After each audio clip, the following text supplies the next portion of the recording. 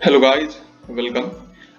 हमने last video में देखा था कि geometrical method of vector addition और सब्सट्रैक्शन कैसे होता है। बहुत सारे लॉस थे, हमने वो सारे लॉस प्रॉपरली देख लिए थे।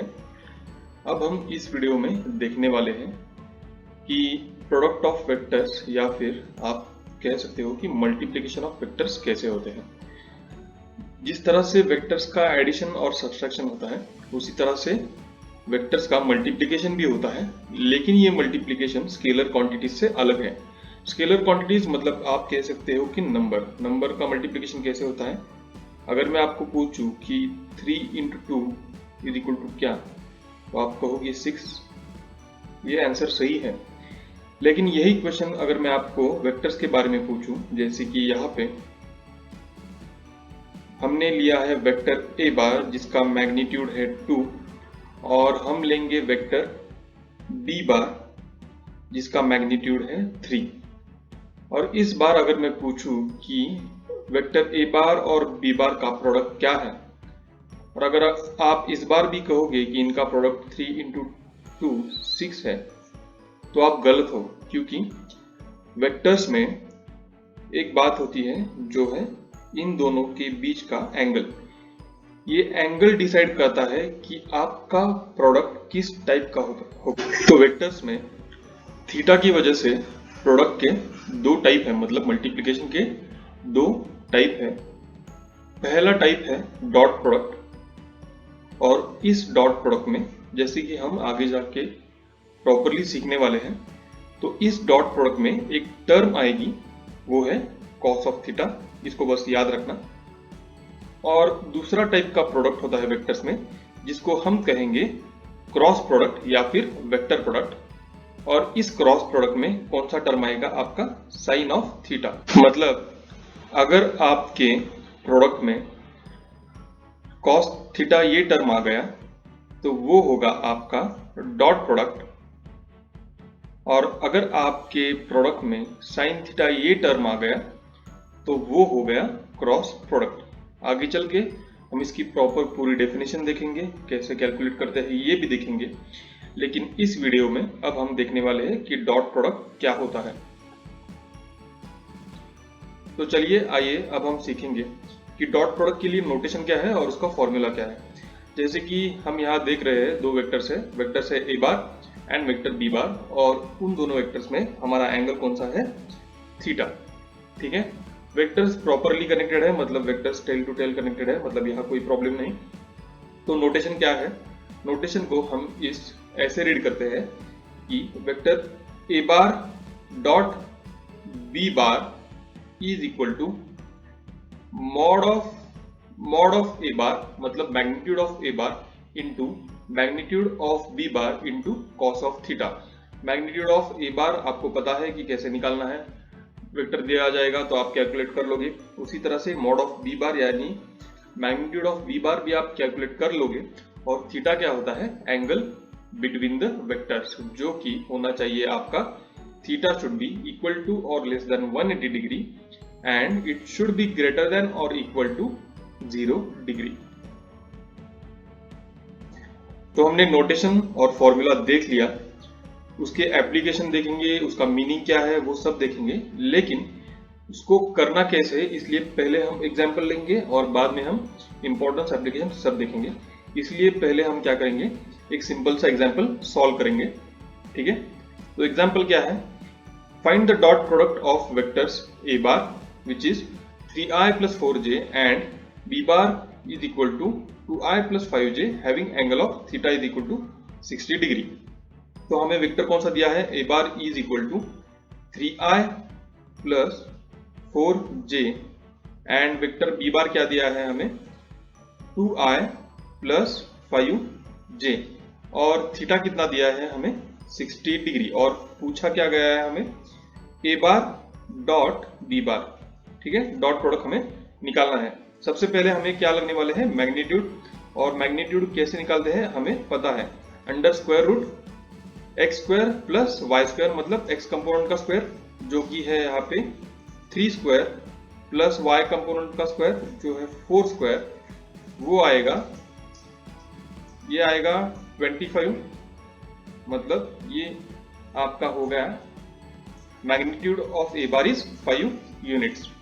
उसी तरह से आपका मॉड ऑफ बी बार कितना आएगा, फिर से वही under square root square of X component जो कि है 2 का square plus square of Y component जो कि है 5 का स्क्वायर, और आपका ये कितना आएगा 4 प्लस 25, आप इसको ऐसे ही छोड़ सकते हो, स्क्वायर रूट ऑफ 29 यूनिट्स।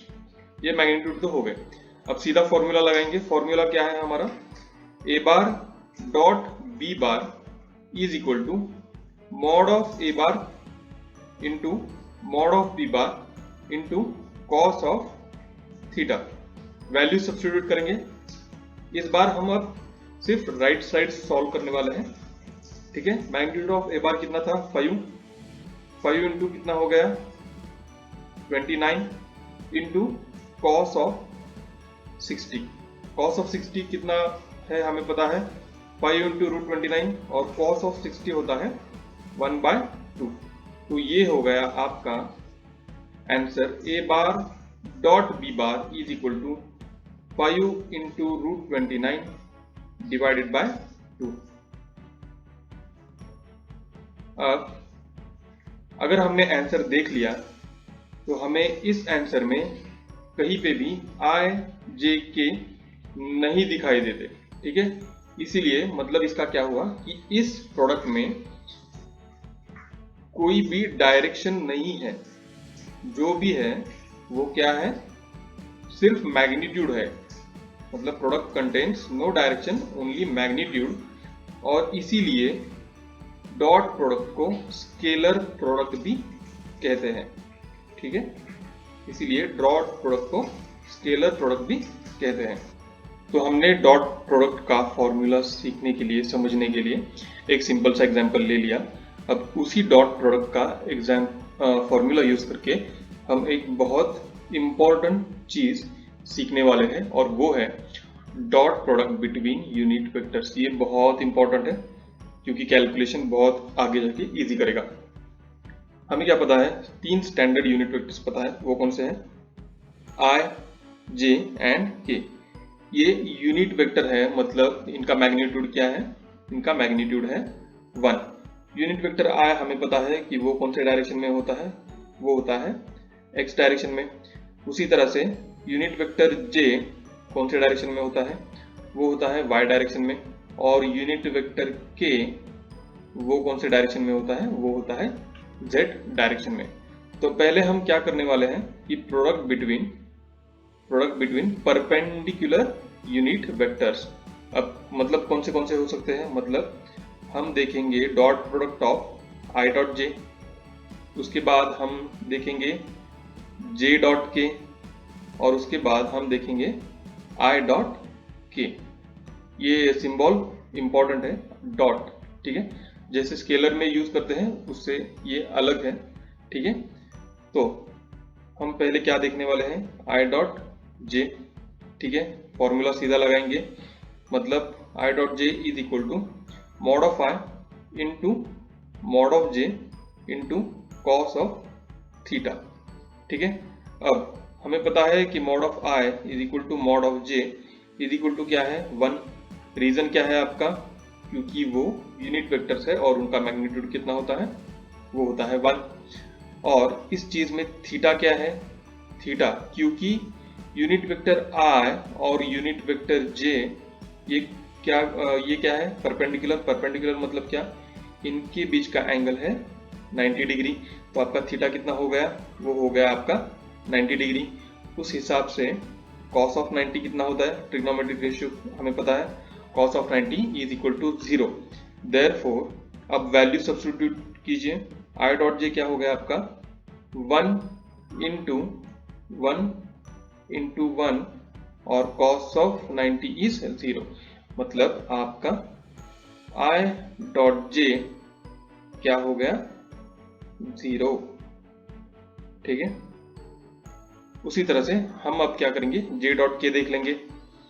अब आपको पता आ गया होगा कि हम क्या करने वाले हैं। सेम फॉर्मूला लिख लो, magnitude of J magnitude of K into cos of theta. फिर से वही कि mod of J mod of K is equal to 1। क्यों? क्योंकि वो यूनिट वेक्टर्स है और उनका मैग्नीट्यूड कितना होगा 1।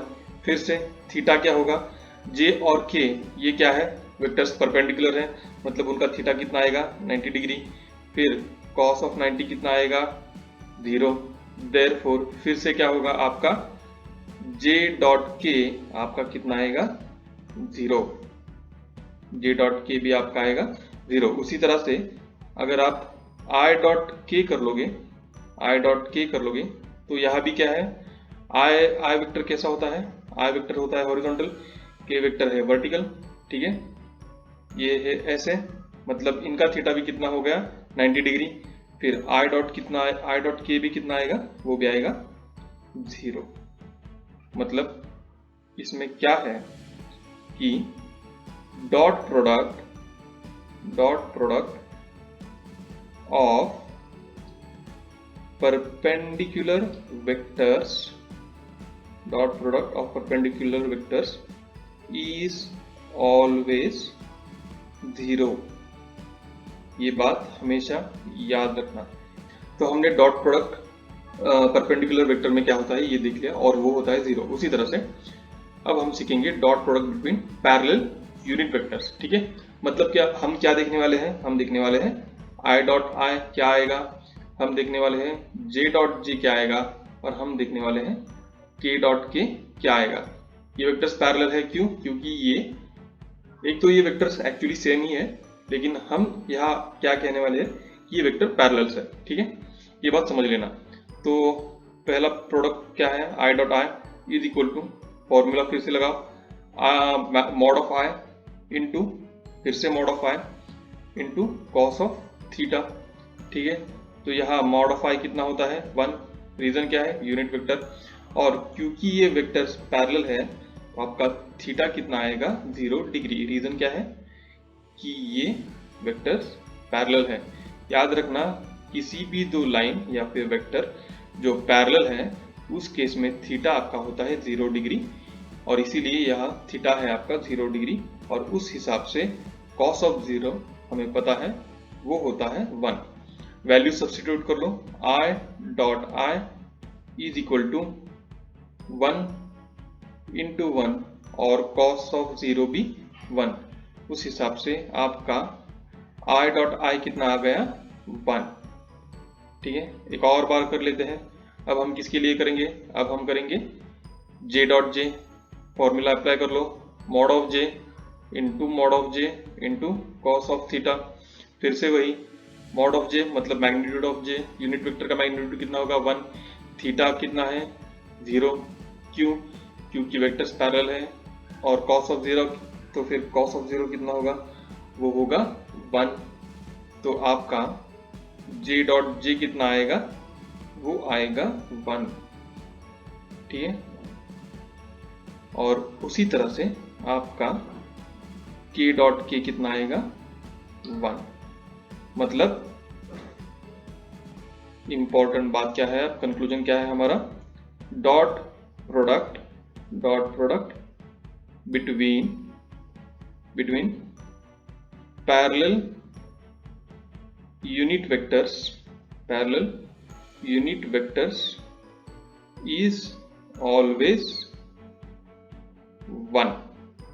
तो हमने एक थ्योरी देख ली कि प्रोडक्ट बिटवीन यूनिट वेक्टर्स क्या होता है। अब हम उसी का इस्तेमाल करेंगे, और उसके लिए ये है एक एग्जाम्पल क्या है, find the angle between the vectors. और वेक्टर्स क्या दिए हैं, वेक्टर्स हमको दिए हैं A bar is equal to 3i plus 4j, and दूसरा वेक्टर कौन से दिया है, B bar is equal to i plus 2j।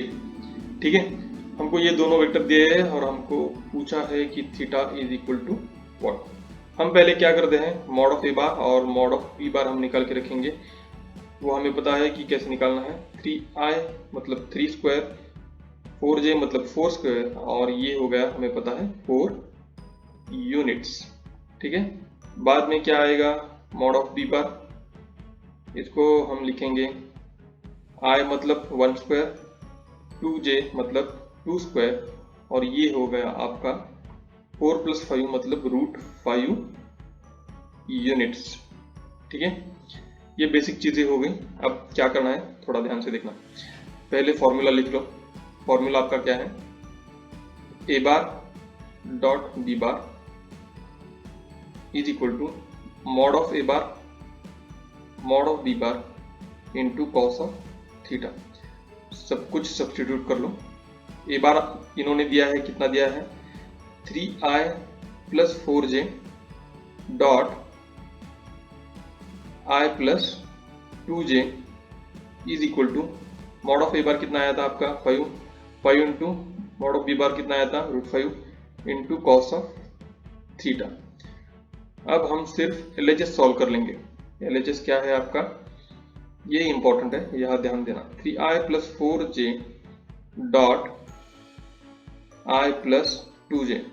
ठीक है, पहले हम ब्रैकेट पूरा का पूरा एक्सपांड कर लेंगे। मतलब आपको पता है, पहले आप क्या करोगे, 3i से इस ब्रैकेट को मल्टीप्लाई करोगे, बाद में 4j से ब्रैकेट को मल्टीप्लाई करोगे। ठीक है, मतलब क्या आएगा यहाँ पे, यहाँ आएगा 3i डॉट वही सेम टू सेम लिखना, 3i डॉट i। ठीक है, प्लस को प्लस रहने दो, प्लस 3i डॉट 2j। ठीक है, मतलब एक प्रोडक्ट से दूसरे ब्रैकेट को मल्टीप्लाई कर लिया। अब ये आ गया ये वाला प्लस, इस प्लस को रहने दो। ठीक है, अब 4j से दूसरे ब्रैकेट को मल्टीप्लाई करेंगे, मतलब क्या आएगा आपका 4j डॉट i। इस डॉट का इंपॉर्टेंस अब आपको पता चलेगा।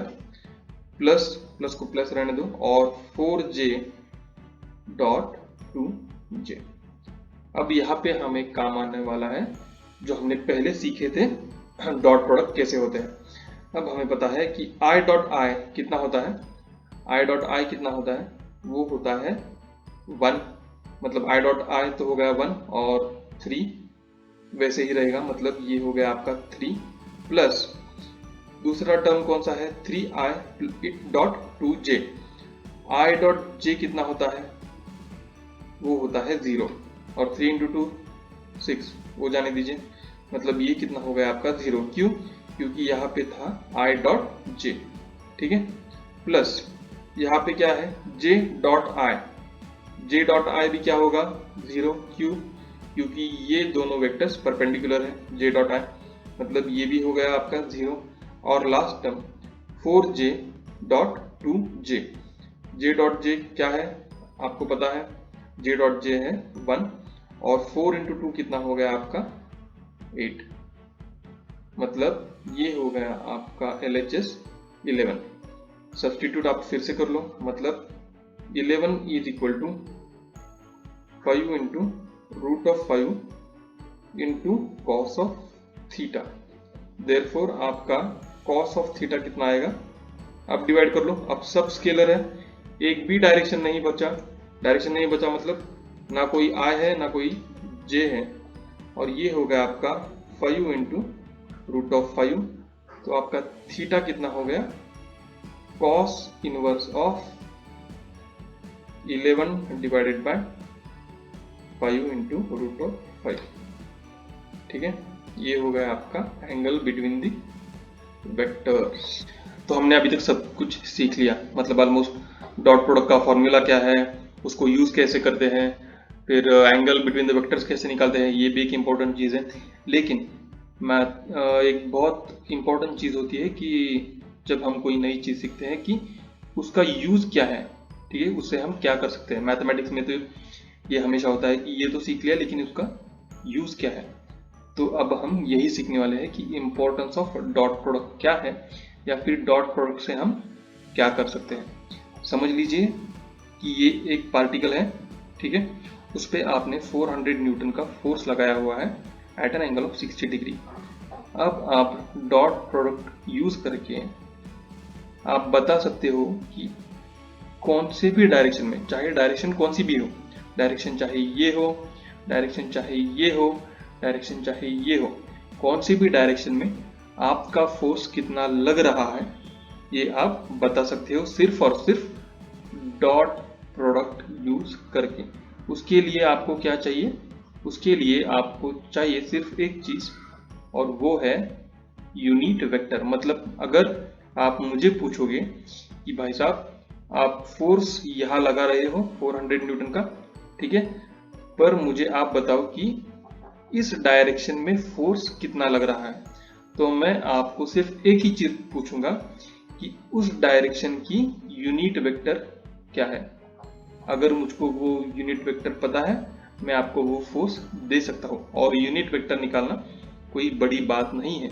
2 पॉइंट से आप एक वेक्टर बना सकते हो और उससे आप यूनिट वेक्टर ले सकते हो, मतलब फाइंड आउट कर सकते हो। तो यहाँ पे मैं थोड़ा काम आसान करूंगा कि मैं क्या करूंगा, मैं फाइंड आउट करूंगा कि इस डायरेक्शन में, ये डॉटेड लाइन है ना, मतलब एक्स डायरेक्शन में फोर्स कितना है, ठीक है। तो मुझे क्या चाहिए कि एक्स डायरेक्शन में यूनिट वेक्टर चाहिए। मुझे पता है एक्स डायरेक्शन में यूनिट वेक्टर क्या है, आई। अब मैं कैसे निकालूंगा?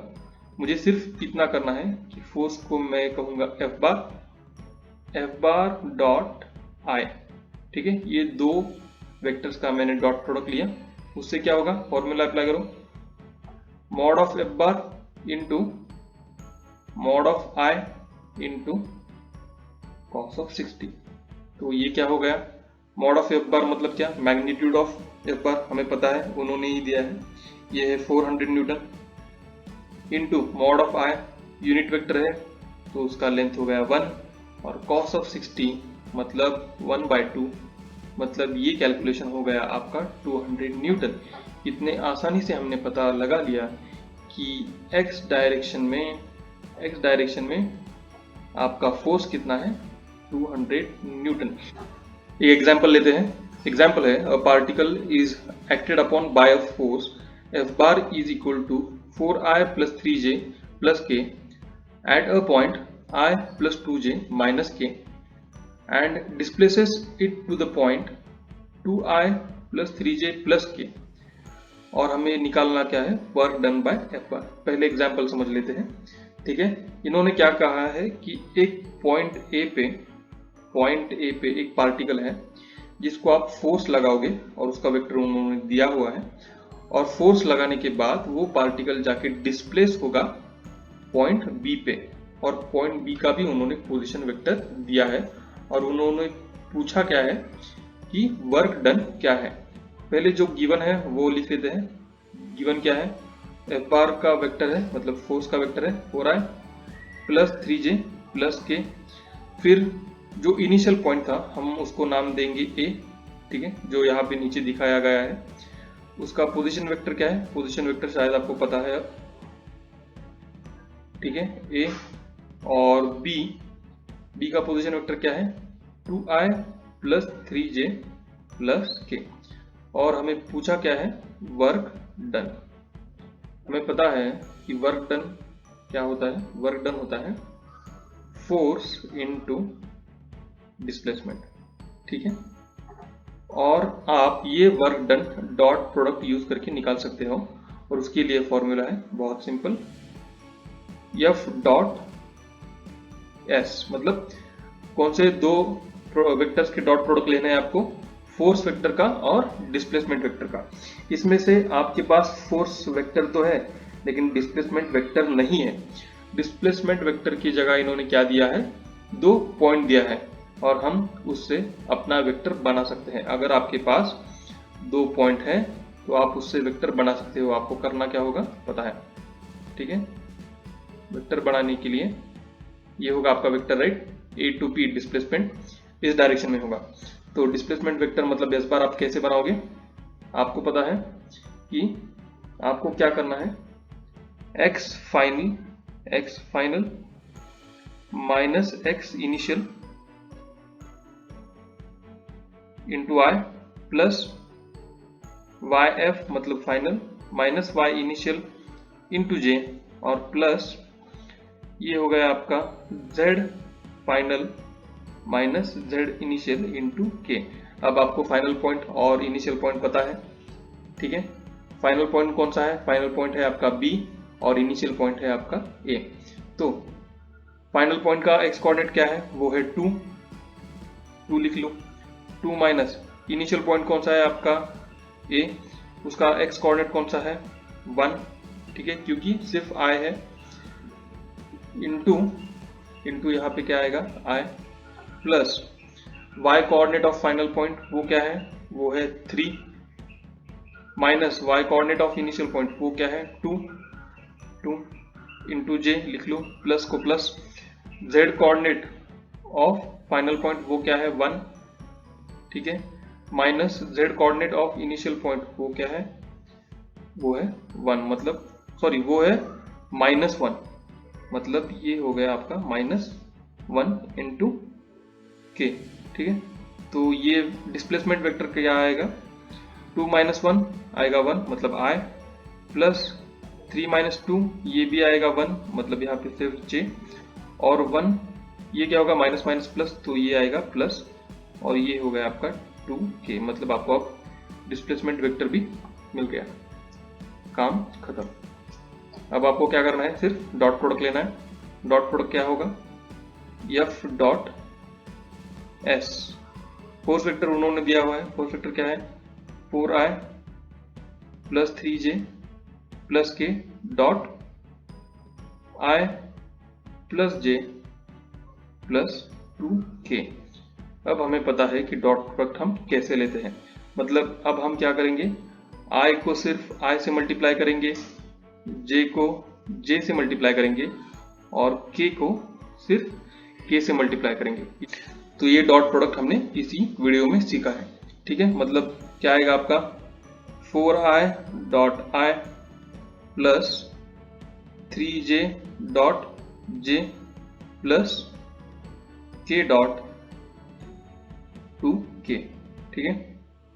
i डॉट i क्या होता है, वो होता है 1, तो ये आएगा सिर्फ 4, j डॉट j क्या होता है, वो होता है 1, मतलब ये आएगा 3, प्लस और k डॉट k क्या होता है 1, मतलब ये आएगा 2, मतलब आपका वर्क डन कितना आया 9 यूनिट्स।